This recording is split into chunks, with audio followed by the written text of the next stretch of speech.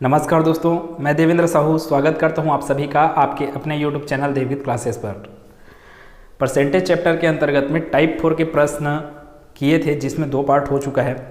आज हम लोग लास्ट पार्ट के हिसाब से क्वेश्चन नंबर 5, 6 और 7 को हल करते हैं। देखते हैं कैसे कैसे इसका सॉल्यूशन होगा। अगर आप इस चैनल पे नए होंगे तो प्लीज़ चैनल को सब्सक्राइब कर लेना। वीडियो पसंद आएगा, वीडियो अच्छा लगेगा तो वीडियो को लाइक कीजिएगा, ज़्यादा से ज़्यादा इसको शेयर कीजिएगा। देखते हैं क्या क्या प्रश्न है अपने पास। देखिए, कोई भी प्रश्न आपके पास आ रहा है मैथ्स का, तो सबसे पहले तो उसको अच्छे से पढ़िए, चीज़ें आपको कितना समझ में आ रहा है। अगर आपको चीज़ें समझ में नहीं आ रहा है तो सरल से सरल प्रश्न आपसे हल नहीं होने वाला है।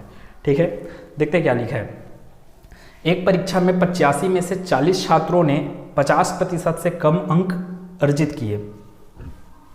50% से कम अंक प्राप्त करने वाले छात्रों की संख्या का 50% अंक या उससे अधिक अंक प्राप्त करने वाले छात्रों की संख्या का अनुपात क्या है। बहुत सरल सा प्रश्न है। क्या बोला प्रश्न में? टोटल कितने छात्र हैं? 85 हैं, जिसमें से 40 छात्र 50% से कम अंक पाए। तो सिंपल सी बात है, 85 में से अगर आप 40 को घटाओगे तो बचेगा आपके पास 45, अर्थात 45% छात्र ऐसे हैं जो या तो 50%, उनमें से कुछ छात्र ऐसे भी होंगे जो 50% पाए या 50% से अधिक पाए। ठीक है, सिंपल से एक लाइन का सॉल्यूशन है। क्या बोला है प्रश्न में? 50% से कम अंक प्राप्त करने वाले छात्रों की संख्या का किससे अनुपात बताना है? 50% अंक या उससे अधिक अंक प्राप्त करने वाले छात्रों की संख्या से आपको क्या बताना है? अनुपात बताना है। तो सॉल्यूशन क्या होगा? टोटल अगर 85 लोग हैं, जिसमें से 40 छात्र क्या किए हैं? 50% से कम अंक वाले हैं। तो सिंपल सा 85 में से 40 को घटाओगे कितना आ जाएगा? 45। 45 छात्र ऐसे हैं जो 50% या 50% से अधिक अंक पाए हैं। अब अनुपात किसका किसका बताना है बोल रहे प्रश्न के अनुसार? इसका अनुपात इसका। तो क्या हो जाएगा?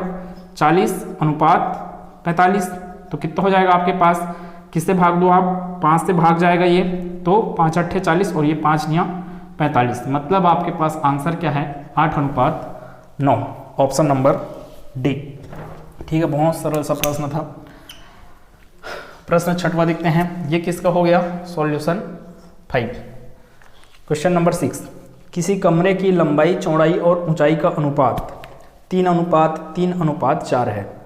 इतने से आपको क्या समझ में आना चाहिए? मान लो अगर कमरे का लंबाई कितना हो सकता है? 30 सेंटीमीटर, 30 मीटर बोल लो, तो ये भी क्या होगा? 30 मीटर, और ये हो जाएगा 40 मीटर। अब आपको तो नहीं पता ना कि वो 3 है कि 30 है कि 300 है कि कितना है। यदि लंबाई को क्या कर दिया जाए? 2 गुना, चौड़ाई को क्या कर दिया जाए? 2/3, मतलब पहले का कितना कर दिया जाए? 2 गुना, पहले का कितना कर दिया जाए? 2/3, और चौड़ाई को 2/3 और ऊंचाई को कितना कर दिया जाए? आधा। तो कमरे की 4 दीवारों को पेंट करने की लागत कितने प्रतिशत तक कम हो जाएगी? तो आपको क्या क्या पता रहना चाहिए इस प्रश्न को हल करने के लिए? आपको कमरे की लागत पता रहना चाहिए। कब? जब दीवार का डायमेंशन क्या था? 3:4 में था। ठीक है, अब इस रेशियो को चेंज करेंगे। किस हिसाब से? लंबाई को क्या करना है? 2 गुना। देखिए कैसे कैसे हल किया जा रहा है। सॉल्यूशन 6। क्या बोले? लंबाई है, चौड़ाई है और ऊंचाई है।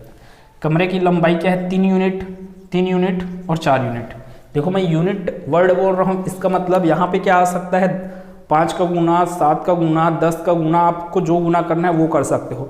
अब जो भी गुना करना है उसके लिए आप क्या बोलते हो? x मानते हो आप। ठीक है, अगर मैं बेसिक से बनाने जाऊँ तो आप कैसे बनाओगे इसको? 3x, ये भी 3x और ये क्या है? 4x। ये क्या है? लंबाई को कितना मान लिए? कमरे का 3x, चौड़ाई को कितना मान लिए? 3x, ऊंचाई को कितना मान लिए? 4x। ठीक है, अब आपको पता है कि अगर पेंट करना है कमरे को तो पहले उस कमरे का पूरा डायमेंशन निकालना पड़ेगा। पूरा डायमेंशन निकालने का मतलब आयतन निकालना पड़ेगा आपको। तो पहले अगर मैं इसका आयतन देखूं, ठीक है, तो कमरे का आयतन क्या होगा? लंबाई गुना चौड़ाई गुना ऊंचाई। कितना आ गया आपके पास? वॉल्यूम कितना आ गया? आयतन 3 × 9, 9 × 4 36। 36 x 3 बार है तो 36x3 ये आयतन हो गया। ठीक है, 36x3 आयतन हुआ पूरे कमरे का। अब आपको ये निकालना है, ये पहला कंडीशन ना, स्टार्टिंग का कंडीशन। 36x³ कमरे को मेरे को अगर पेंट करना है तो मैं क्या मान लेता हूँ, मान क्या लेता हूँ मैं, ध्यान से देखिएगा। इधर क्या आया है, वॉल्यूम कितना आया 36x³, ठीक है, ये वॉल्यूम है। 36x³ को क्या करना है, आपको पेंट करना है, तो मैं मान लेता हूँ कितना, 36 रुपये, ठीक है। टोटल लागत की बात किया जा रहा है, तो कितना रुपए लग रहा है, 36x³ को पेंट करने में 36 रुपये लग रहा है। तो सिंपल सी बात है, एक x³ को पेंट करने में कितना लगेगा, 1 रुपये, ठीक है। आप 36 का क्या कर सकते हो, गुणज भी ले सकते हो ना, 36 एकम 36, 36 दूनी 72, 36 या 108, ऐसे करके आप कुछ भी गुणज ले सकते हो, आपकी इच्छा। आंसर तो सेम ही आएगा। अब देखो प्रश्न के अनुसार क्या बोला, लंबाई को क्या कर दिया जाए, बोल रहा है 2 गुना। पहले कितना है आपके पास 3x, उसका 2 गुना कितना हो जाएगा 6x, ठीक है। फिर चौड़ाई को क्या बोला 2/3, अगर मैं इसका 2/3 करूंगा तो ये कितना मिल जाएगा 2x, है ना, 2/3 गुना 3x, तो 3 और 3 कैंसल आउट, तो कितना मिलेगा आपको 2x। वैसे इसका क्या बोल रहा है, चौड़ाई को क्या, ऊंचाई को क्या करना है, आधा, ऊंचाई कितना है 4x, 4x का आधा क्या हो गया 2x। ये आपका ओल्ड चल रहा है ना, और ये क्या है न्यू। इसी हिसाब से इसका वॉल्यूम निकाल के देखते हैं। ये वॉल्यूम कितना आ रहा है आपके पास, 6 दूनी 12, 12 दूनी 24x³। अब देखो वॉल्यूम कितना हो गया आपके पास 24x³। हर एक x³ को कितना रुपए लग रहा था, 1 रुपये ना। टोटल कितना है 36x³ को लागत 36 रुपये, यहाँ पर 24x³ आया, मतलब कमी कितने का आ रहा है, कमी कितने का आ रहा है, ध्यान दीजिए, कमी कितने का आ रहा है 12 का, दिख रहा है। 36 - 24 कितना हो गया 12x³। यही तो बोला, क्या परसेंटेज निकालने बोला है ना आपको, कि लागत कितने प्रतिशत तक कम हो जाएगी। सिंपल सी बात है, जब 36x³ था तो 36 रुपये, 24x³ हुआ तो कितना हो जाएगा 24 रुपये, ठीक है। लागत कितना हो जाएगा, अभी यहाँ पर इसका कितना हो गया 24 रुपये। अगर रुपये के पदों में बोला जाए तो ये क्या होगा, पहले लग रहा था 36 रुपये, अब लग रहा है 24 रुपये, तो कितने रुपए का कमी आया, 12 रुपये का कमी आया, है ना। 36 - 24 कितना हो गया आपके पास 12, ठीक है। आपको क्या निकालना है, प्रतिशत में कमी। अब कमी कैसे निकाला जाता है, 12 रुपये का कमी आया, लेकिन किसके सापेक्ष में आया। आप कमी तभी निकाल पाए जब आपके पास पहला वैल्यू पता था क्या 36, तो तुलना किससे हो रहा है, इस 12 रुपये का 36 रुपये से तुलना हो रहा है। यही सब चीज़ों को सोचना है आपको।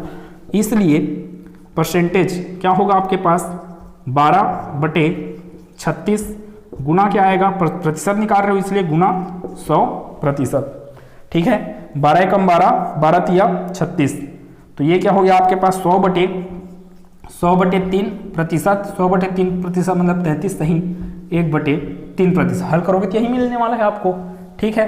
तो आंसर क्या है आपके पास 33 सही 1/3, कितना आ गया, ऑप्शन नंबर डी।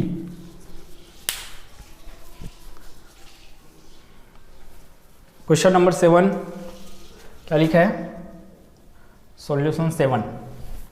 जब एक संख्या का 30% दूसरी संख्या में जोड़ा जाता है तो दूसरी संख्या स्वयं का कितना हो जाता है, 140% के बराबर हो जाता है। पहली संख्या और दूसरी संख्या का अनुपात ज्ञात कीजिए। प्रश्न को ध्यान से देखिए, क्या क्या लिखा। जब एक संख्या का 30%, मान लो वह संख्या क्या है x, तो x का अगर मैं 30% निकालूंगा तो क्या हो जाएगा वो 30/100। 30/100 मतलब कि 3/10, वही तो लिखा 3/10x। इसको क्या करना है, दूसरी संख्या में जोड़ा जाता है। अब दूसरी संख्या मेरे को पता नहीं, तो दूसरी संख्या को क्या ले लिया आप y, चूंकि प्रश्न क्या बोला जो जाता है जोड़ा जाता है, इसलिए यहाँ पे मैं क्या किया प्लस का निशान लगाया। फिर आगे क्या है, तो दूसरी संख्या स्वयं का कितना हो जाता है 140%। तब क्या हो जाता है, जो दूसरी संख्या है वह स्वयं का कितना 140%, ठीक है। मैं इसको डायरेक्ट सॉल्व करता 7/5 लिखता इसको, है ना, कैंसिल करता तो आखिर यही मिलेगा, तो यहीं से कैंसिल कर लो आप। 20 × 140 और 20 × 5 100, मतलब 7/5 y यहाँ पर इक्वल आएगा। क्यों, जब एक संख्या का 30% दूसरे संख्या में जोड़ा जाता है तो दूसरी संख्या के 140% के बराबर हो जाता है। ठीक है, ऐसे बोला ना प्रश्न में। अब क्या किया जाए, आपको क्या चाहिए, रेशियो चाहिए ना, किसका, पहली संख्या और ये दूसरी संख्या, मतलब x रेशियो y चाहिए, यही तो बोला प्रश्न में। सिंपल से इसको पक्षांतर कीजिए, तिर्यक गुणा कीजिए और आंसर पाइए। कितना हो जाएगा, यहाँ से 3/10 x है और इधर क्या है 7/5 y, तो y वाले को उधर फेंकिए पहले, तो ये क्या हो गया आपका 3/10 x बराबर, ये y उधर जाएगा, इधर क्या बैठा हुआ है 7y/5 माइनस ये वाला y उधर गया, तो ये क्या हो गया -y। यहाँ से कॉमन लेंगे, इधर करा 3/10 x चल रहा है इक्वल्स टू y और y कॉमन निकलेगा। देखो मैं सिंपल से इसको मौखिक रूप से ही हल कर सकता हूँ। यहाँ पे 1 बचेगा, 5 एकम 5, 7 में 5 गया 2, ऐसे करके, लेकिन स्टेप से समझा रहा हूँ मैं। y कॉमन लिए तो क्या बचेगा आपके पास 7/5 माइनस 1, हल कीजिए इसको, y 5 एकम 5, 7 माइनस 5 2, तो 2/5। ठीक है, इधर क्या चल रहा है आपके पास 3/10 x। अब ध्यान दीजिए आपको चाहिए क्या, पहली संख्या का दूसरी संख्या से अनुपात पूछा गया, अर्थात x अनुपात y। अगर वो बोले रहता दूसरी का पहली से, तो y अनुपात x का मान बताते आप, अर्थात y/x का मान बताते। अभी क्या पूछा है वो, पहले का दूसरे से, अर्थात x डिवाइडेड बाई क्या लिखना पड़ेगा y। कैसे हुआ, y उधर गुना में है, इस पर लाए तो भाग में। अब x के साथ तो 3/10 है, वो भागेगा उस पार, उधर कौन बैठा हुआ है 2/5, चूंकि ये 3/10 है तो उस पर गुना होके क्या बन जाएगा ये 10/3।